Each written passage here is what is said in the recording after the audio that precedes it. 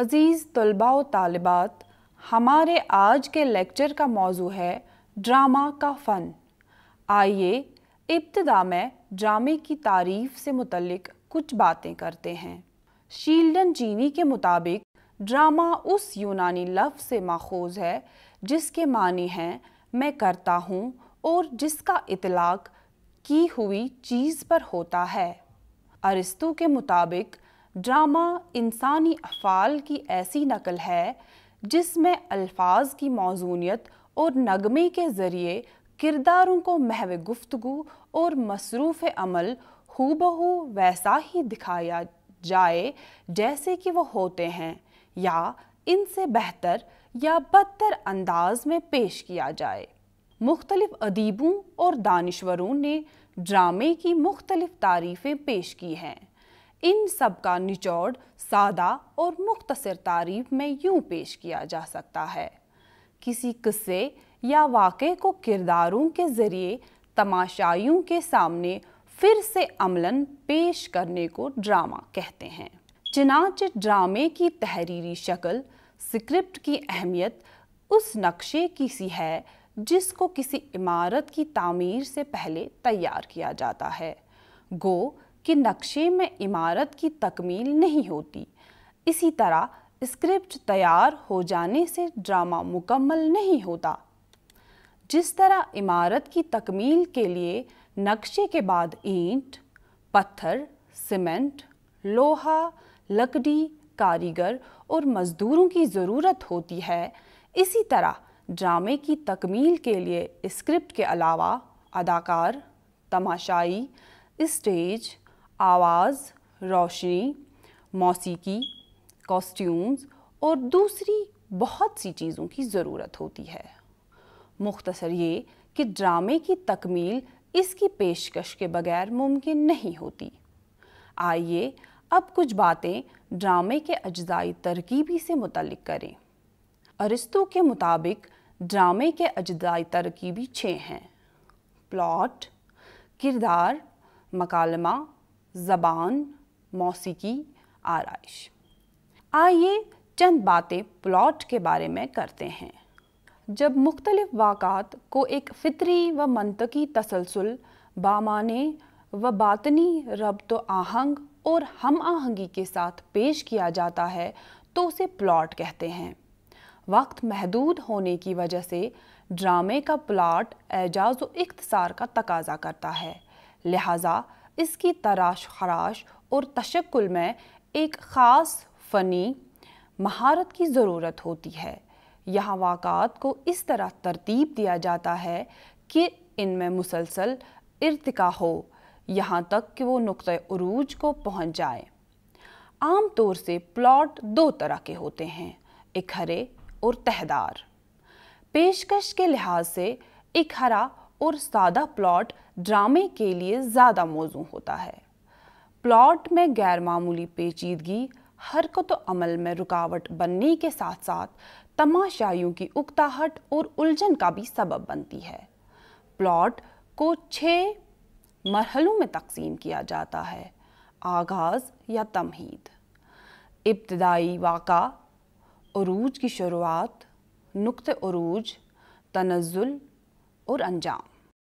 Plot میں تمہید کا مقصد آئندہ ہونے والے احوال و اعمال کے متعلق مناسب اشارات کرنا، مواد کے متعلق ضروری واقفیت مہیا کرنا جس سے آنے والے واقعات کو سمجھنے میں مدد ملے۔ تمہید میں ایسی چیزیں شامل ہونی چاہیے جو ابتدائی واقعے یعنی دوسرے مرحلے کی طرف متوجہ کریں۔ ڈرامے کا اصل عمل ابتدائی واقعہ یعنی پلاٹ کے دوسرے مرحلے سے شروع ہوتا ہے۔ اس سے ابتدائی تصادم جنم لیتا ہے اور ڈرامہ مورد وجود میں آتا ہے۔ پلاٹ کے تیسرے مرحلے عروج میں قصہ میں الجھاؤ نمایاں ہوتا ہے۔ پچھلے مرحلے میں جس تصادم نے جنم لیا تھا یہاں وہ بتدریج ترقی پذیر ہوتا ہے، لیکن ابھی نتیجہ غیر یقینی ہوتا ہے۔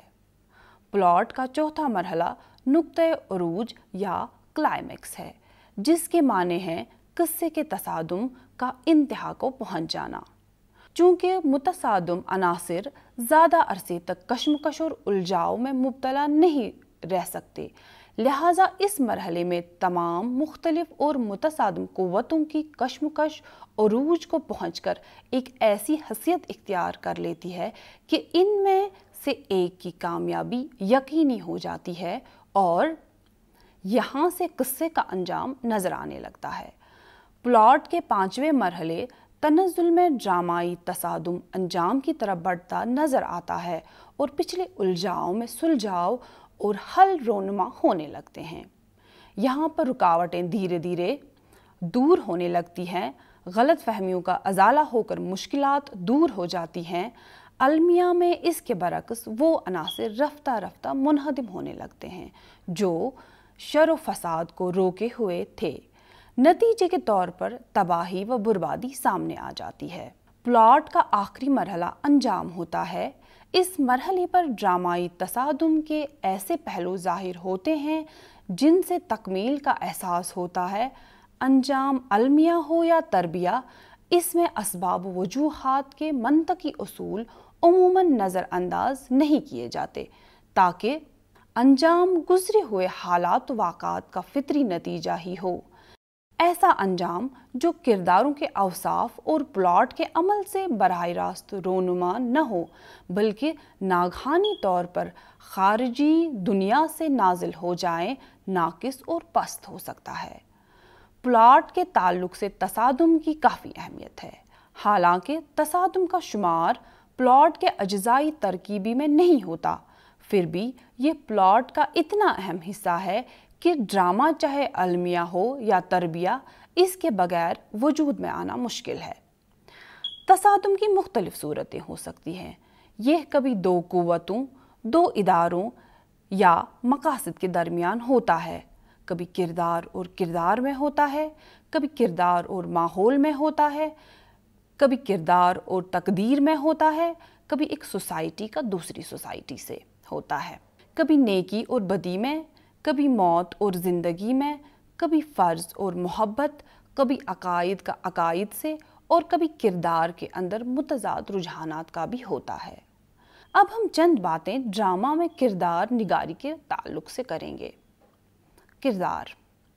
ڈرامہ میں کردار تخلیق کرنے کا یہ مطلب نہیں کہ کسی کو داڑھی لگا دی گئی اور کسی کو مونچھے، کوئی امیر عورت کے لباس میں ہے تو کوئی نوکرانی کے۔ اصل چیز تو کرداروں کی نفسیات ہے۔ میک اپ اور پوشاکیں تو نفسیات کو اجاگر کرنے کے لیے ہوتی ہیں، لہٰذا ڈرامے کے ہر کردار میں اس کی فطرت کے لحاظ سے نفسیات اجاگر ہونی چاہیے۔ کسی فن پارے کے ایسے کردار جن کی گفتگو، افعال، حرکات و سکنات اور جذباتی حالت کے اظہار میں زندگی کی حقیقی عکاسی پائی جاتی ہو، یا جن میں ایسی ہمگیری ہو کہ جو زمانہ اور وقت گزرنے کے باوجود انہیں زندہ رکھ سکیں، معیاری کردار کہے جا سکتے ہیں۔ ان میں انفرادیت کے باوجود ایک ایسی عمومیت ہوتی ہے کہ وہ اپنے سماج کے کسی طبقے کی روایات، نظریات کے ترجمان بن جاتے ہیں۔ ان کا مزاج اپنے عہد اور معاشرے سے ہم آہنگ ہوتا ہے۔ زمانے اور ماحول کی تبدیلی، کسی واقعے یا حادثے یا انقلاب سے متاثر ہونے والے کردار ارتقائی کردار کہلاتے ہیں، جو شروع سے آخر تک ایک ہی دڑے پر رہیں، جن کے اندر کسی اثر کو قبول کرنے اور تبدیل ہونے کی صلاحیت نہ ہو، وہ جامد ہوتے ہیں۔ کسی بھی ڈرامے کے لیے ارتقائی کردار ہی اچھے مانے جاتے ہیں۔ کرداروں کی نفسیات و جذبات کو نمایاں کر کے ان کی شخصیات کو بنانے میں مندرجہ ذیل 3 صورتیں معاون ہوتی ہیں۔ اول، کسی کردار کی دوسری کردار سے گفتگو۔ دوم، کسی کردار کے بارے میں 2 کرداروں کا اظہار خیال۔ سوم، واقعات اور ڈرامے کی اندرونی فضا سے کرداروں کی شخصیت پر روشنی پڑنا۔ ڈرامے میں کردار کا تعارف اس ڈھنگ سے ہونا چاہیے کہ ایک ہلکی سی جھلک ہی کرداروں کی نفسیات و مزاج کا اندازہ ہو جائے۔ مزید یہ کہ ایک کردار کا تعارف ہو چکا ہے تو دوسرے کردار کا تعارف اس کے ذریعے ہو، تیسرے کردار کا تعارف ان دونوں کے یا ان میں سے کسی ایک کے توسط سے ہو، بقیہ کرداروں کا تعارف پہلے سے تعارف شدہ کرداروں میں سے کسی ایک کے ذریعے ہو۔ ڈرامے میں مکالموں کی زیادتی مناسب نہیں ہے، کیونکہ ڈرامے میں کیا کہا سے زیادہ کیا کیا اہم ہوتا ہے۔ مکالمے حرکت و عمل کو قوت بخشنے اور قصے کو آگے بڑھانے کے لیے ہوتے ہیں۔ چونکہ ڈرامے کا وقت محدود ہوتا ہے، الفاظ کی کفایت شعری اکانومی آف ورڈز ضروری ہے۔ اس میں الفاظ کا انتخاب اس طرح کرنا ہے جس طرح SMS کے لیے کیا جاتا ہے۔ اگر کام ایک جملے سے چل جاتا ہے تو دوسرا جملہ ہرگز نہیں لکھنا چاہیے، خواہ وہ کتنا ہی خوبصورت ہو۔ ڈرامہ کے لیے خوبصورت جملہ ہے جس کی ضرورت ہو، نہ کہ جس میں خوبصورت الفاظ ہو۔ ڈرامہ کے مشہور ناقد پروفیسر محمد حسن کے بقول مکالمے 3 صورتوں سے خالی نہیں ہوتے، اور اگر وہ ان تینوں میں سے کوئی شرط پوری نہ کرتے ہوں تو ڈرامے میں ان کی گنجائش نہیں۔ یا تو مکالمہ کہانی کو آگے بڑھانا ہو، یا کردار کے پہلو کو واضح اور اس میں تبدیلی یا ارتقاء ظاہر کرتا ہو، یا فضا پیدا کرنے میں معاون ثابت ہوتا ہو۔ یہ معیار ہر مکالمے کے ہر ٹکڑے کے لیے برتا جا سکتا ہے۔ لفاظی یا شاعرانہ تقریروں کی گنجائش اس طرح ختم ہو جاتی ہے۔ مختصر یہ کہ مکالموں میں موزونیت ہو، یہ بے ربطی تکرار اور ابہام سے پاک ہوں، صاف اور واضح ہو، مختصر اور موقع محل کے لحاظ سے ہو، یہ سادہ، سلیس اور کتابی زبان کے بجائے بات چیت کی زبان میں ہو، ان سے عمل و حرکت میں مدد ملے اور ان سے کرداروں کی نفسیات و معاشرت کی ترجمانی ہو۔ آئیے چند باتیں ڈرامے کی زبان کے تعلق سے کرتے ہیں۔ ڈرامہ کرداروں کے عمل و گفتگو کے ذریعے وجود میں آتا ہے، اور گفتگو کسی نہ کسی زبان میں ہوتی ہے۔ اس لیے ڈرامے میں زبان کا مسئلہ بہت اہم ہو جاتا ہے۔ کبھی کبھی ڈرامے کی زبان کا انحصار اس کے موضوع پر ہوتا ہے۔ مثلاً ڈرامہ تاریخی یا نیم تاریخی موضوع پر مبنی ہوتا ہے، یا کسی ہلکے پھلکے سماجی موضوع پر۔ چنانچہ ایک تاریخی ڈرامہ کی زبان اور ایک ہلکے پھلکے سماجی ڈرامے کی زبان میں قدرتی طور فرق ہوگا۔ ڈرامے کے تماشائیوں میں ہر طبقے اور ہر اہلیت کے لوگ ہو سکتے ہیں۔ اس سے بھی ڈرامے میں روزمرہ بول چال کی زبان کا نظریہ تقویت پاتا ہے۔ ڈرامے کی روایت پر نظر ڈالنے سے اندازہ ہوتا ہے کہ اکثر تبلیغ کے لیے بھی استعمال کیا جاتا ہے، اور تبلیغ صرف پڑھے لکھے لوگوں تک محدود نہیں ہوتی، اس سے بھی عام بول چال کی زبان یا کم از کم سادہ، سلیس اور عام فہم زبان کی وکالت ہوتی ہے۔ مزید یہ کہ تماشائی کہانی کو مکمل طور پر سمجھنا چاہیے۔ اس لیے ڈرامہ نگار کو ڈرامہ لکھنے سے پہلے اس بات کا جائزہ لینا چاہیے کہ ہدفی تماشائی ٹارگٹ آڈینس کون لوگ ہیں، ان کی زبان کیا ہے، ان کی تعلیمی اہمیت کیا ہے، اور ان کی پسند و ناپسند کیا ہے، پھر ان کی مناسبت سے ڈرامہ میں زبان کا استعمال کرے۔ ڈرامہ کا ایک اہم جز موسیقی بھی ہے۔ ارسطو ڈرامہ کے اجزائی ترکیبی میں 5واں درجہ موسیقی کو دیتا ہے۔ موسیقی ڈرامہ کی بدولت پیش کیے جانے والے واقعات کے تاثر کو کئی گنا بڑھا کر پیش کرتی ہے۔ موسیقی کا پس منظر اور کردار کے اندرونی حالات سے ہم آہنگ ہونا ضروری ہے۔ آرائش بھی ڈرامہ کا ایک اہم جز ہے۔ آرائش کا تعلق ارسطو کے مطابق ڈرامہ نگار سے زیادہ کاریگر، ہدایت کار سے ہوتا ہے۔ آرائش ڈرامے کے پیش منظر کو پورے تاثر کے ساتھ دیکھنے والوں تک پہنچانے کے لیے ضروری پس منظر کا دوسرا نام ہے۔ اسٹیج پر اشیاء اور روشنی کی موجودگی کے علاوہ کرداروں کے لباس وغیرہ سبھی آرائش کے ذیل میں آتے ہیں۔ عزیز طلباء و طالبات، ڈرامہ کی کئی ساری قسمیں گنوائی گئی ہیں جو ذیل کے خاکے سے بڑی آسانی سے سمجھی جا سکتی ہے۔ ڈرامہ کی 2 بنیادی اقسام ہیں، اعلیٰ ڈرامہ اور ادنیٰ ڈرامہ۔ اعلیٰ ڈرامہ کو ٹریجڈی یا حزنیہ اور ادنا قسم کے ڈرامہ کو کامیڈی یا تربیہ بھی کہا جا سکتا ہے۔ اس کے علاوہ ڈرامہ کی دیگر اقسام میں ٹریجی کامیڈی، میلو ڈرامہ، فارس، براسک اور اوپیرا شامل ہے۔ ٹریجڈی یا حزنیہ۔ انگریزی نقاد بی ایس کلفٹ ٹریجڈی کے بارے میں فرماتے ہیں، ٹریجڈی کا تعلق انسانی فطرت کے عمیق اور گہرے حقیقت آشنا پہلو سے ہے۔ زندگی کے تمام شعبوں میں جو مصائب ظہور پذیر ہوتے ہیں، انہیں عملی طور پر دکھا کر ہمدردی اور دل سوزی کے جذبات کو ٹریجڈی کے ذریعے متحرک اور مشتعل کہا جاتا ہے۔ ٹریجڈی یا حزنیہ بجائے خود کئی اقسام پر مشتمل ہے۔ کسی کا انجام خالص غمناک ہوتا ہے، کوئی درمیان میں غم اور حسرت سے ہمکنار ہوتا ہے لیکن انجام بخیر ہو جاتا ہے۔